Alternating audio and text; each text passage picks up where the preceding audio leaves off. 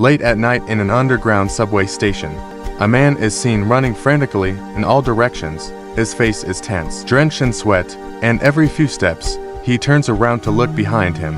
It feels as if something unseen is chasing him, staring at the tightly locked iron gate ahead. His eyes turn bloodshot from sheer panic. All he can do is watch helplessly as a subway train roars past on the opposite platform. The deafening, chaotic noise of the train perfectly mirrors the terror in his heart. Luckily, in the pitch-black darkness, he spots a relatively bright red metal door ahead. As he reaches for a fire extinguisher, the camera briefly reveals a badge on his left arm. From this, we can tell the man works in security, so his nerves shouldn't be weak, which makes the thing that terrified him this badly almost unimaginable in how horrifying it must be. After taking a moment to calm himself down, he begins searching the room for an exit. Unfortunately, the only window has been sealed shut with red bricks. The man curses out loud in frustration, and just as he closes the window, a storage locker behind him suddenly swings open by itself.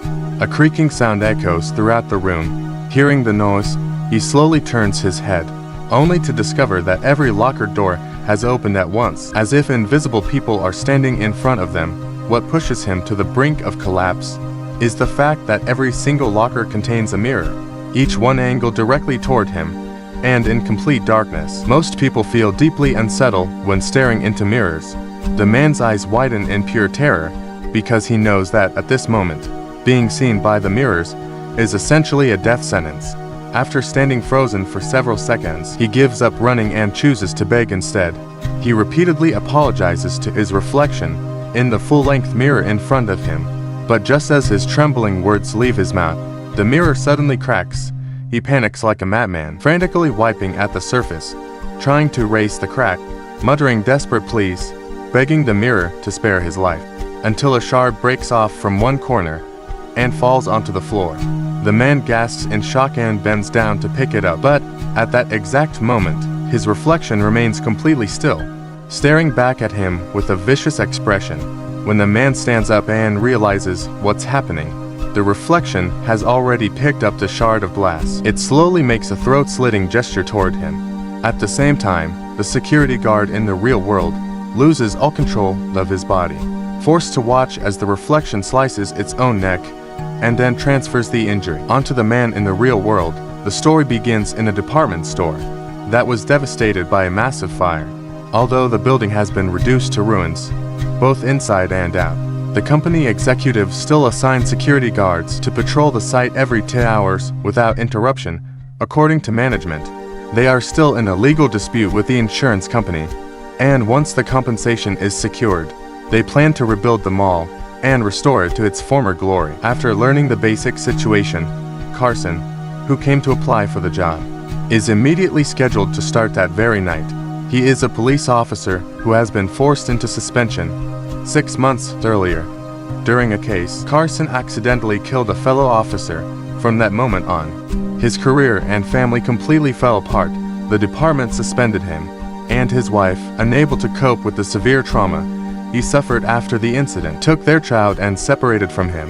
Although Carson lives in constant nightmares and often struggles with violent mood swings, he is actively undergoing treatment, hoping that one day he can be reinstated and reunite with his family. After putting on his uniform, Carson begins patrolling the mall, seeing mannequins scattered everywhere.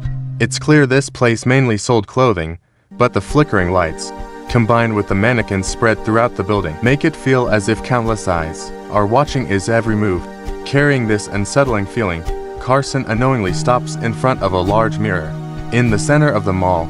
At first, he simply pats the dust off his back while looking at his reflection, but the dull thumping sound seems to startle pigeons above him, making Carson jump in surprise. When he looks back at the mirror, he suddenly notices a handprint that has appeared out of nowhere. No matter how hard he scrubs, it refuses to come off, as if welded to the glass. As Carson fixates on it, a massive crack suddenly spreads downward, cutting straight into his palm. He cries out in pain, discovering a deep gash in his left hand. At first, he assumes the mirror is old and fragile, but once he regains his composure, the crack vanishes completely, as if it never existed. Faced with these back-to-back strange events, Carson can't help but wonder if he's trapped inside a nightmare. When he reaches out to touch the spot where the crack was, he suddenly sees a person screaming and struggling inside a raging fire. Carson panics, clearly remembering that nothing was behind him. Yet everything he sees and hears through the mirror feels terrifyingly real. As he turns back and forth in disbelief, a pillar of flame suddenly erupts in the mirror, burning toward his feet. Carson desperately stomps at it, but the fire only grows stronger, as if he's been doused in gasoline. The intense burning forces him to drop his flashlight.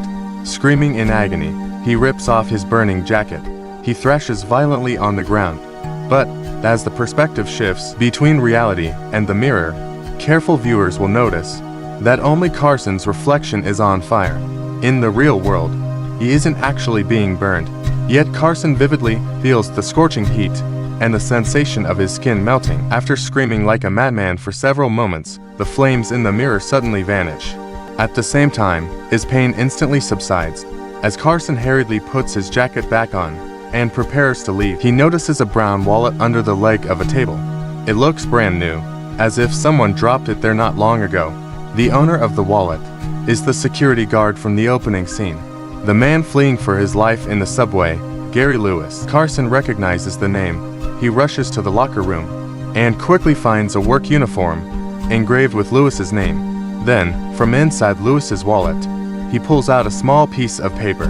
Hidden among the cash, the note contains only 3 cold, lifeless letters. Essacre.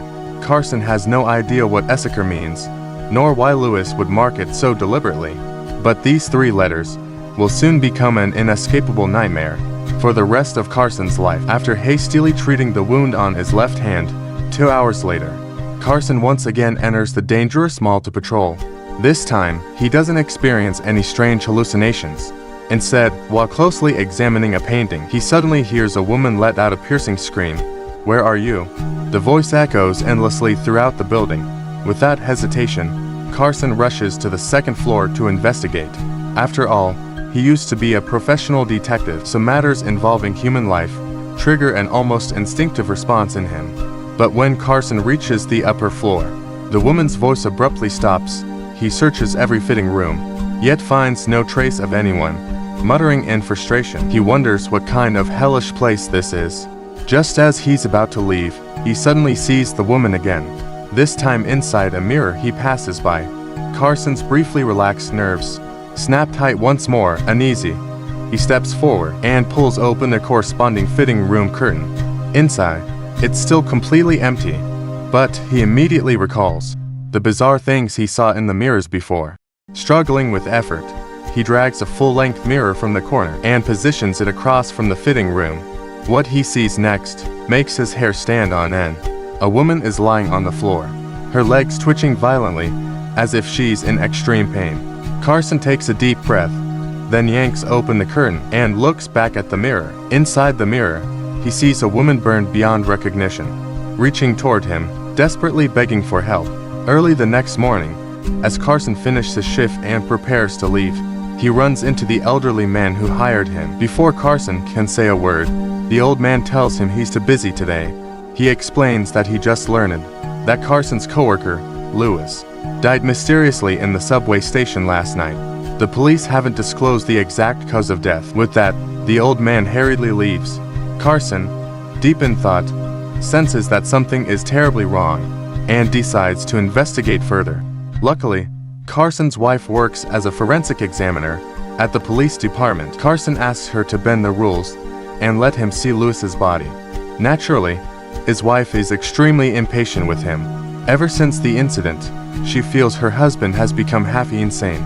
To avoid causing a scene, she reluctantly helps him and takes him to the morgue after learning that Lewis supposedly slit his own throat with a mirror shard.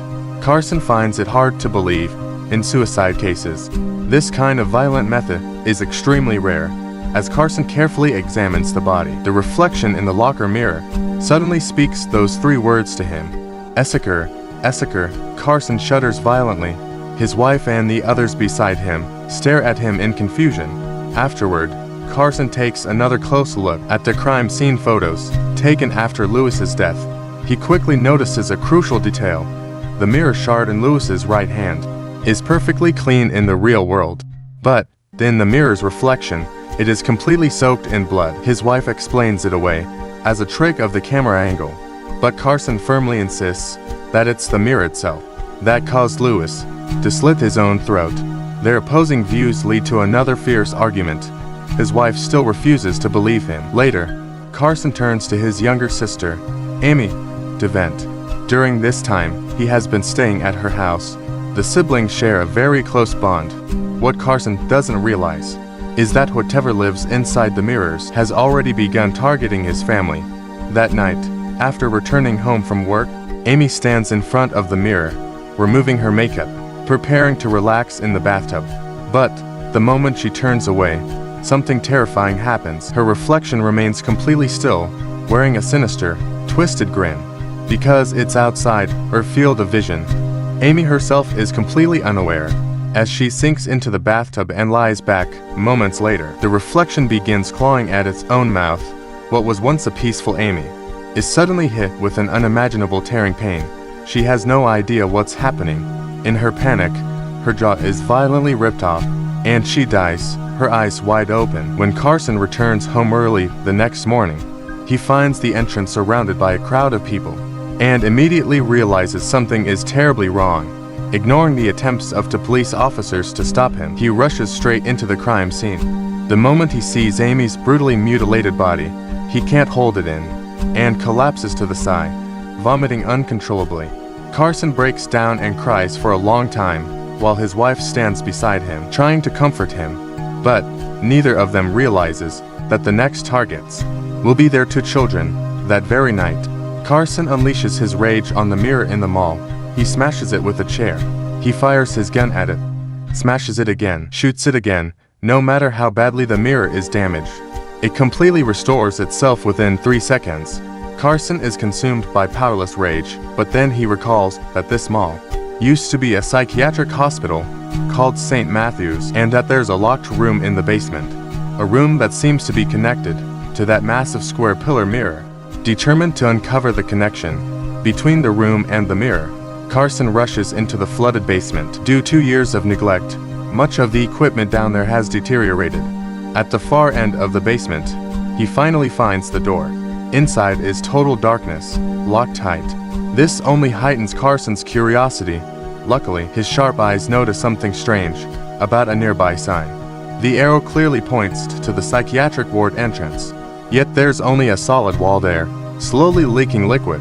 Carson immediately understands what's going on. He pries away the water-damaged tiles, and after just a few kicks, breaks through the wall, revealing a hidden chamber deliberately concealed. Inside, there's nothing particularly special. The walls are lined with enormous full-length mirrors, and at the center sits a single chair. Judging by the ropes and leather restraints, it's obvious the chair was used to restrain someone's movements.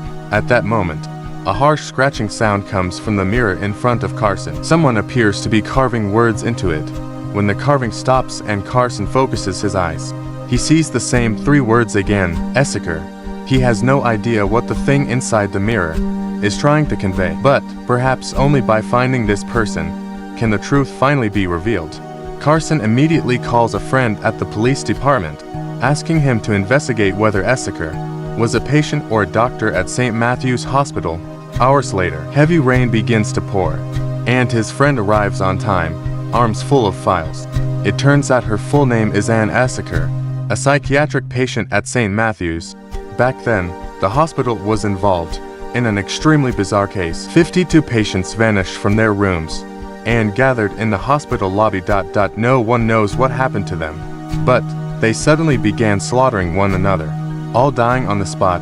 Anna Essaker was among them, and she was only 12 years old when she died. St. Matthew's was forced to shut down after the incident. When Carson asks about Anna's attending physician, Dr. Kane, his friend reveals something shocking. The night before the hearing, Kane slit his own throat with a mirror shard inside his prison cell. Hearing this, Carson can only sigh in frustration. He refuses to accept that the trail ends here.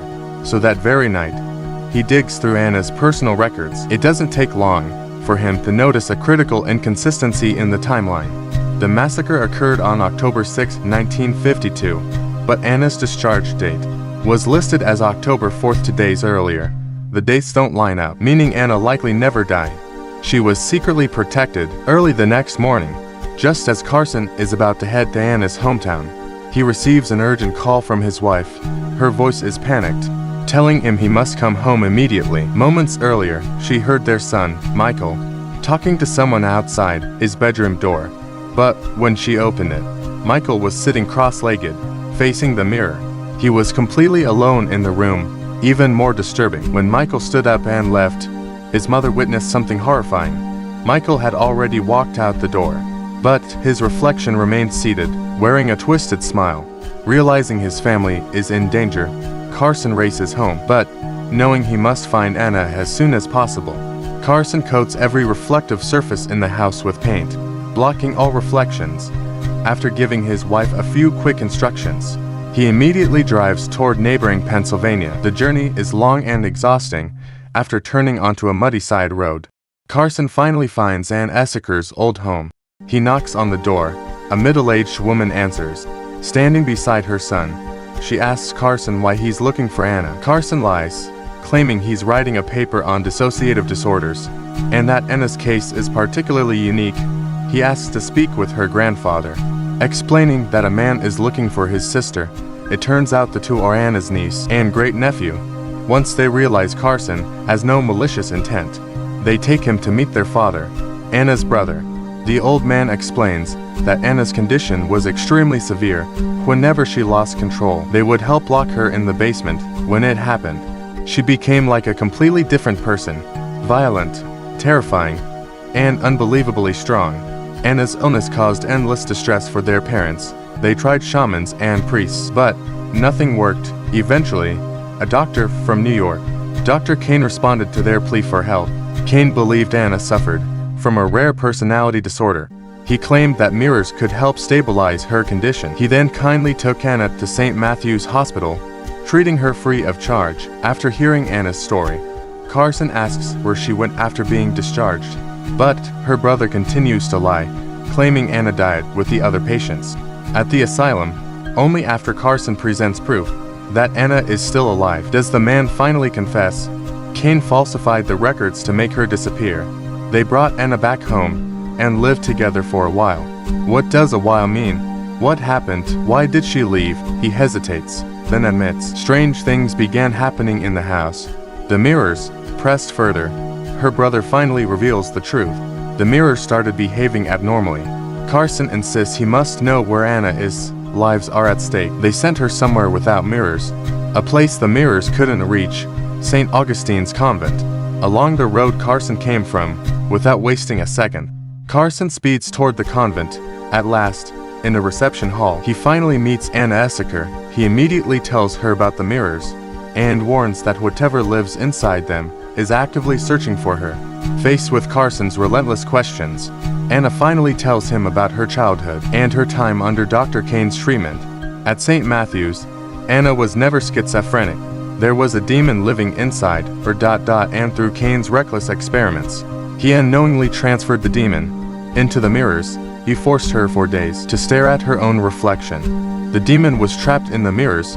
Kane's theory was wrong. Something else cured me. Learning the truth, Carson begs Anna to come back with him.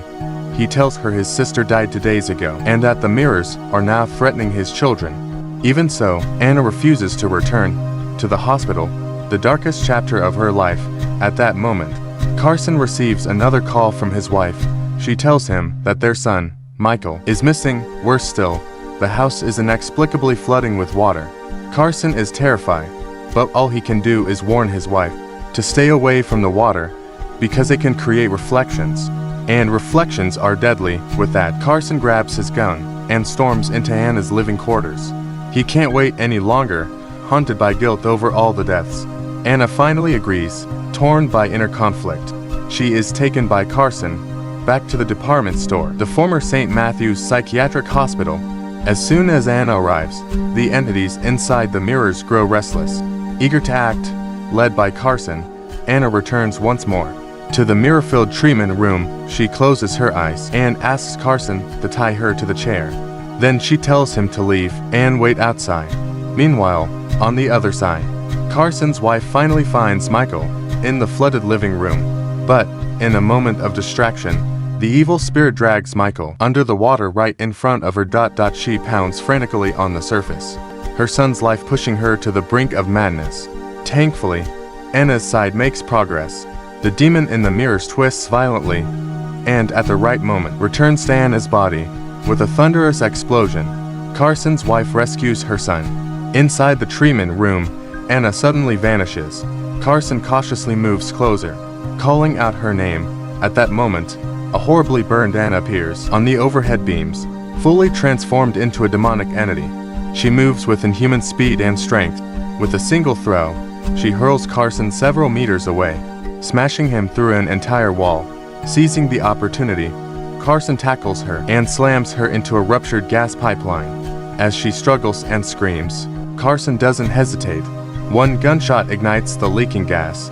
He dives underwater, barely escaping the explosion. A collapsing stone pillar narrowly misses him, leaving him injured but alive. Limping toward the mall entrance, streams of golden light pour in, as if welcoming Carson back to a better life. Outside, watching firefighters rush past, Carson feels overwhelming relief, believing it's finally over. But when he notices the badge numbers on the police uniforms, his smile instantly freezes. The letters and numbers are reversed. Every police car logo around him is reversed as well, combined with the fact that no one seems to notice his presence. Carson suddenly realizes the truth. He raises his arm and looks at the hand once cut by the mirror. The wound is gone, but not completely. It has reversed, appearing on his other palm. Panic sets in as he looks around the street, desperately trying to go home. As his mind races, Carson passes a mirror and realizes he has no reflection. He is trapped inside the mirror world. And at that moment, he finally understands the meaning of the handprint that could never be wiped away. The movie ends here.